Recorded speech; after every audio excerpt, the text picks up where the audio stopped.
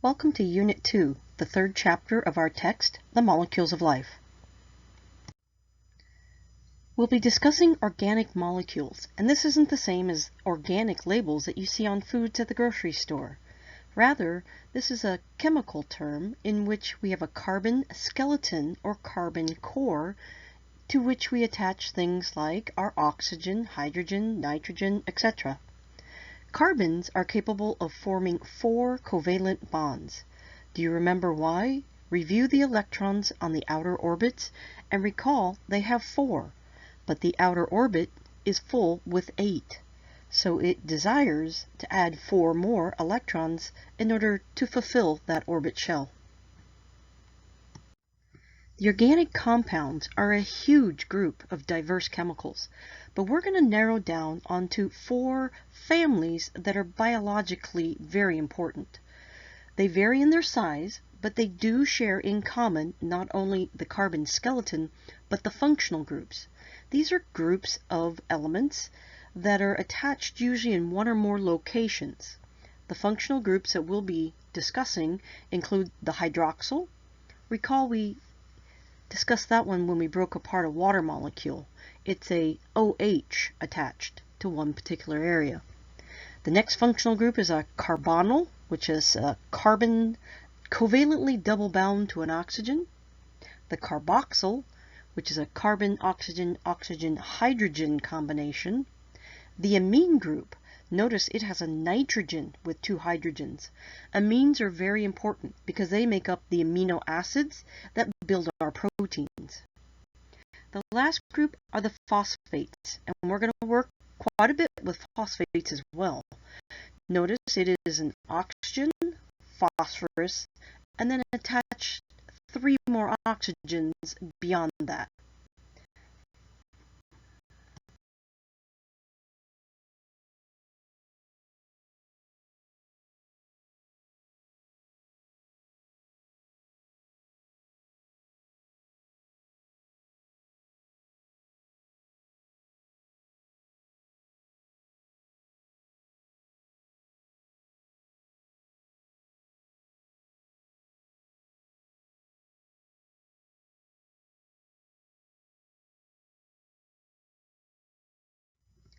We want to step back and recall water and its polar structure.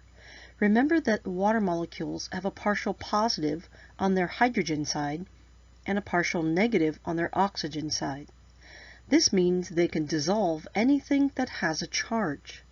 Things that will mix with water are called hydrophilic. Things that are not charged, that water cannot dissolve, are referred to as hydrophobic. These 2 terms are going to be applied to the 4 organic families that we'll study.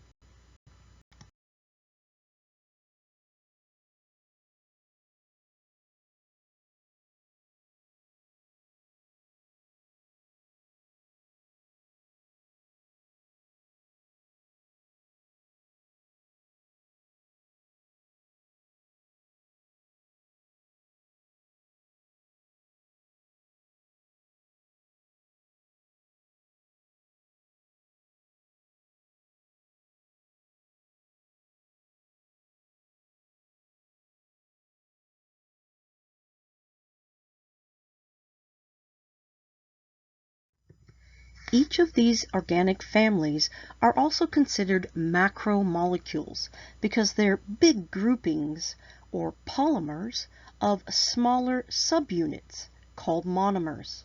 Each of these polymers has unique properties, and we'll study each of them in the subsequent slides.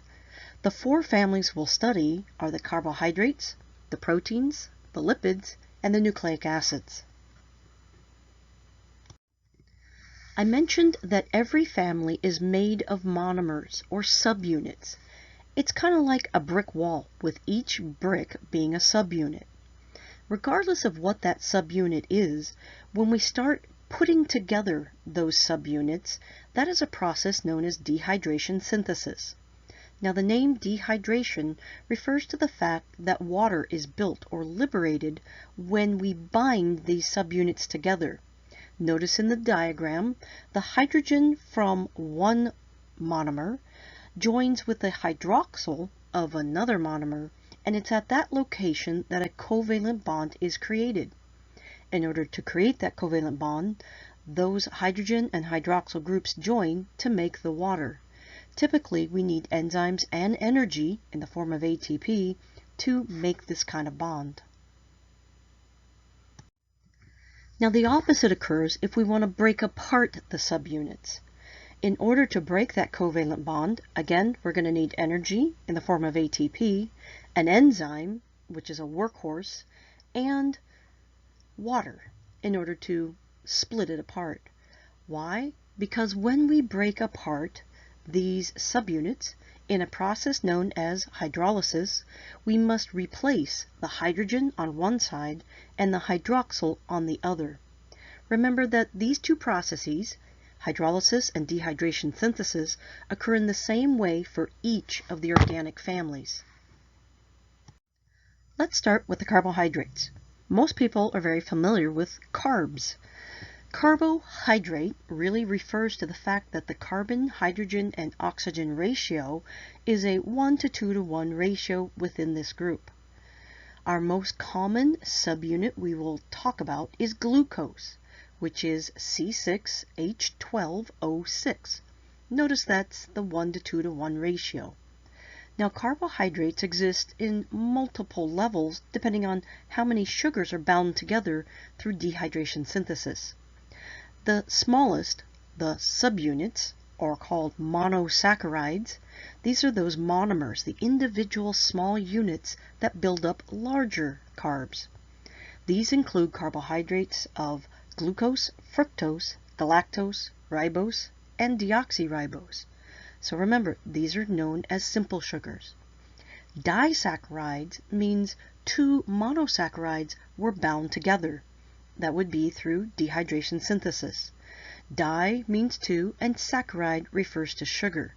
Some disaccharides that are common are sucrose, lactose, and maltose.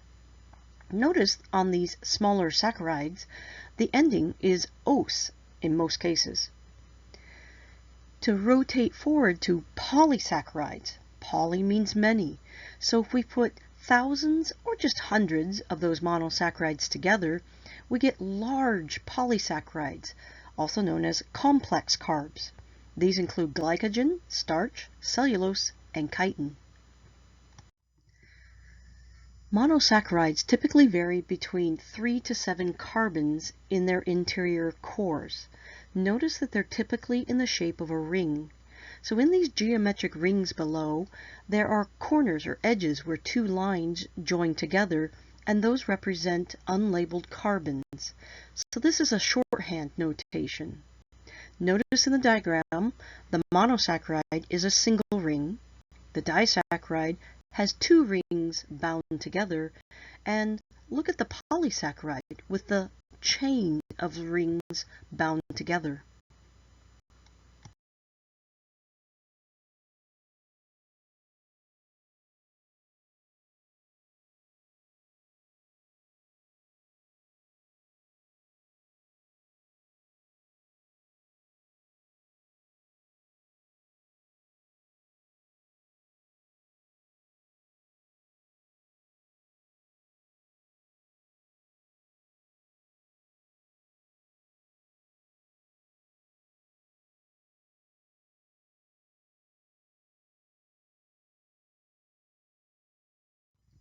In this example, we can see how dehydration synthesis joins a glucose and a fructose. Remember, that's going to liberate water because it's dehydration, and synthesis because we're building something larger. Those two monomers together, or monosaccharides, produce sucrose, what you know of as white table sugar. If we did the reverse, recall that would be hydrolysis. So sucrose would be broken into glucose and fructose if enzymes and energy drove it in the opposite direction.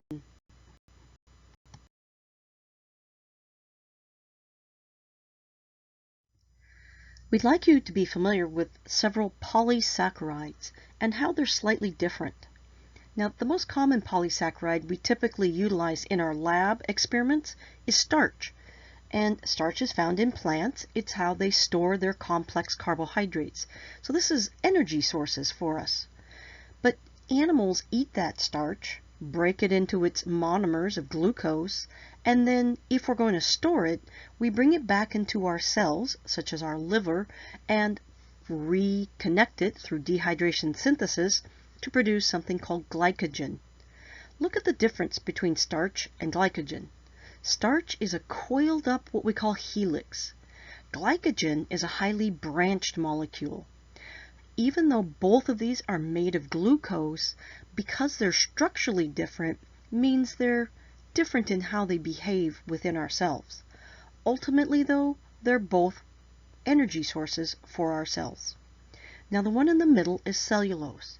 And cellulose, again, is made of glucose, but it's packed so tight in these linear flat chains woven into these bundles that they become these thick, fibrous kind of collections that plants use as their skeletons.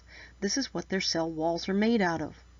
When we eat plants, the cellulose is a glucose polysaccharide that we cannot digest, and so we consider this the fiber in our diet. This is the roughage or the undigestible plant material. The next family are the lipids. Lipids, like carbohydrates, serve as energy sources for our bodies. But unlike carbs, they're a long-term energy storage. And that's because they're hydrophobic. They don't like to mix with water. So they're in a non-polar situation in most cases. And they'll pack in and store, sort of isolating themselves from the watery world. We're going to look at three types of lipids: triglycerides, otherwise known as fats, phospholipids, and steroids.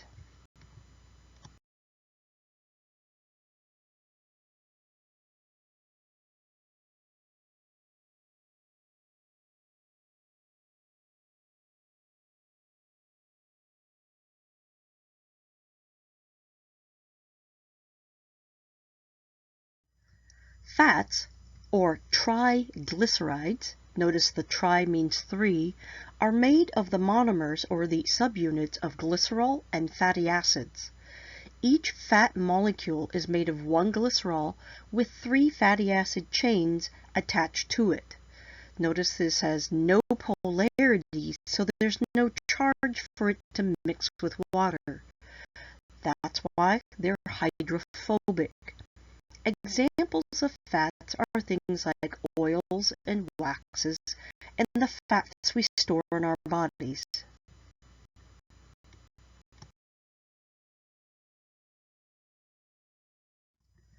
Phospholipids are one of the lipids in which there is a phosphate group, remember those side groups, that allows it to have a slight polar side. So the phosphate creates one side or pole of the lipid that can mix with water.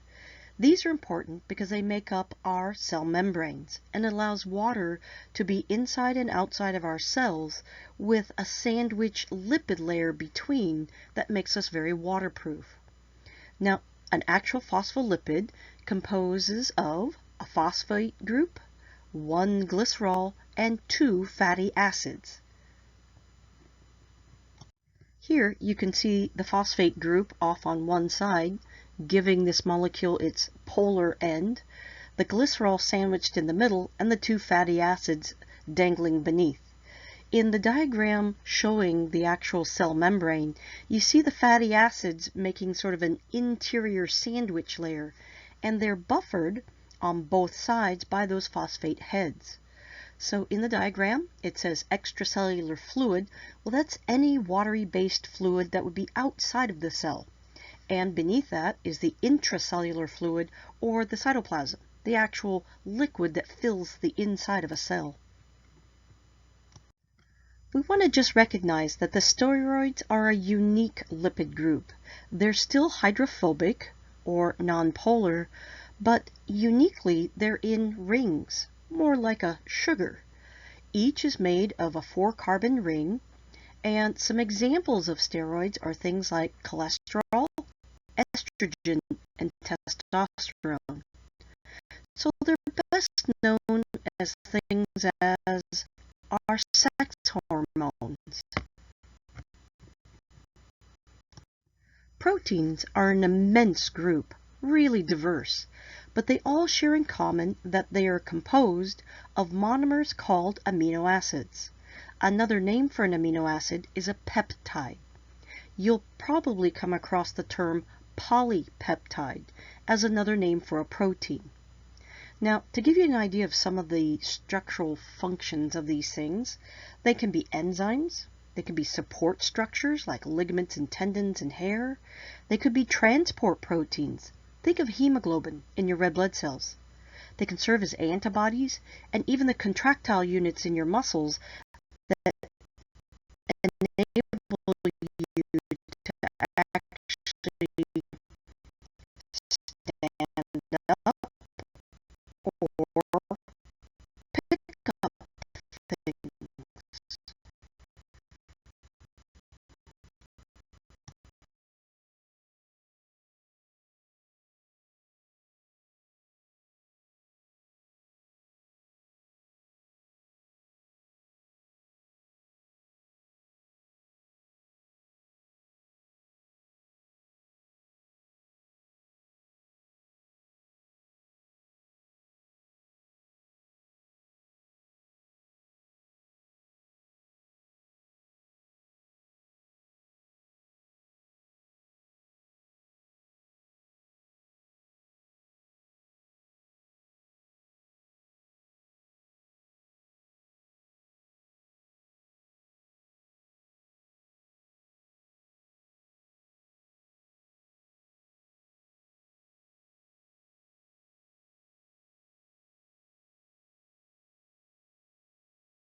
Each amino acid that makes up a protein consists of a carbon core, one single carbon, with several groups connected to it.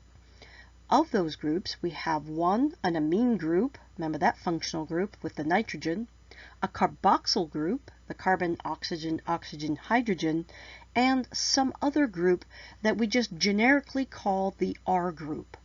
Now, each R group is uniquely different. It is specific to each amino acid type.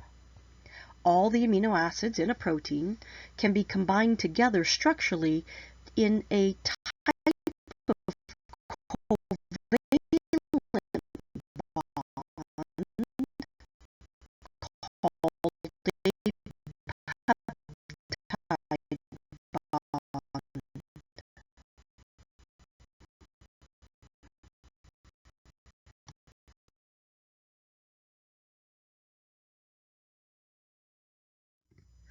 The human body uses about 21 amino acids, and this slide shows you the 20 most common. Now, those 20 to 21 amino acids can be arranged in a myriad of ways to build all the different types of proteins. Notice the colored or highlighted R group of each of these amino acids. You'll notice the functional groups are all the same on that carbon core, but it's really the R group that's uniquely different. They can be as small as a single hydrogen or as complex as, well, look at glutamate down on the lower right corner. All of these would be bound together through dehydration synthesis to produce a larger protein.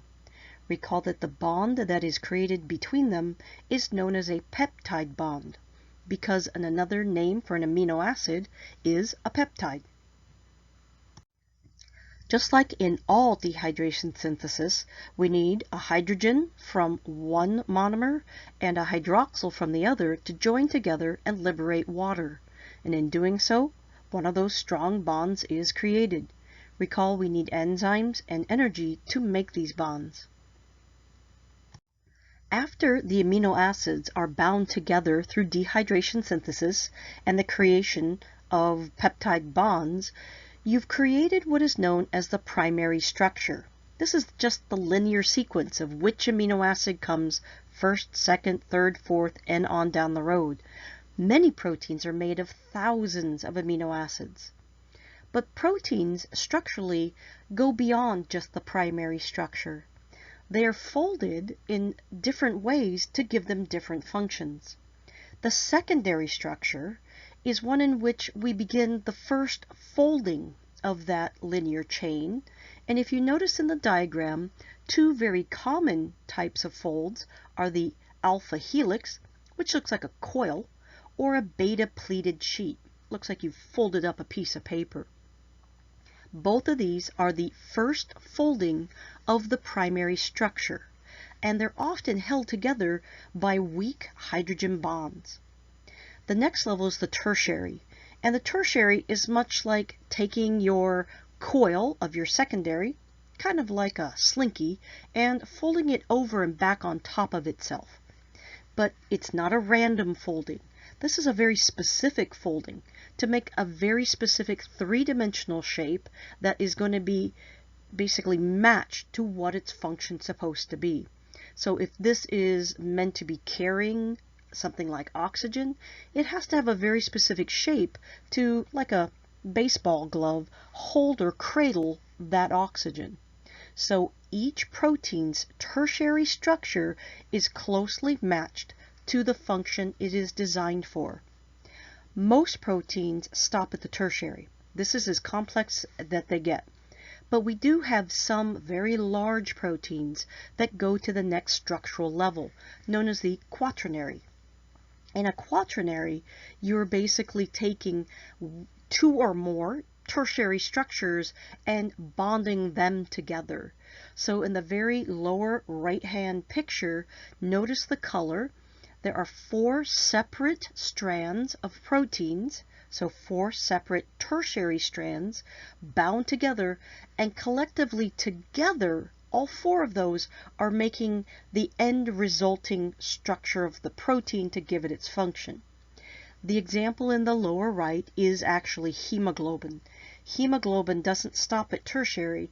It is comprised of 4 tertiary protein chains bound together, with each one having an iron core called the heme group, and therefore each one carries an oxygen, so hemoglobin can carry 4 oxygens.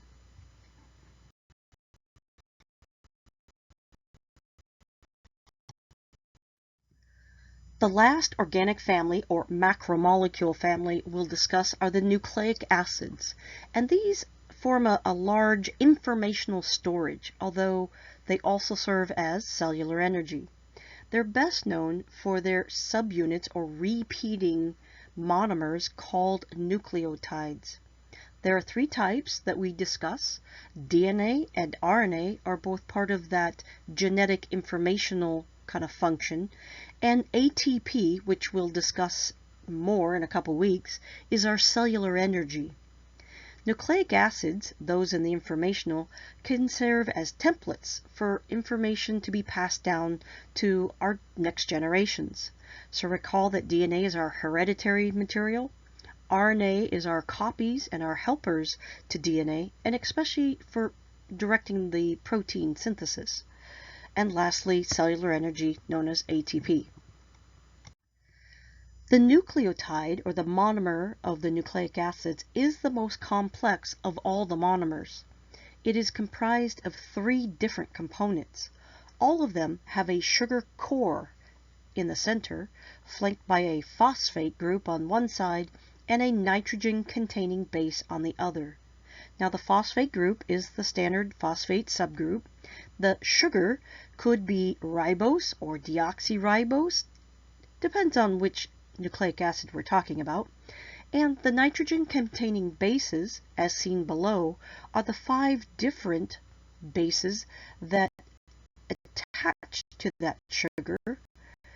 Each contains nitrogen, which is why it's called nitrogen-containing, and each of these is essentially a modified amino acid.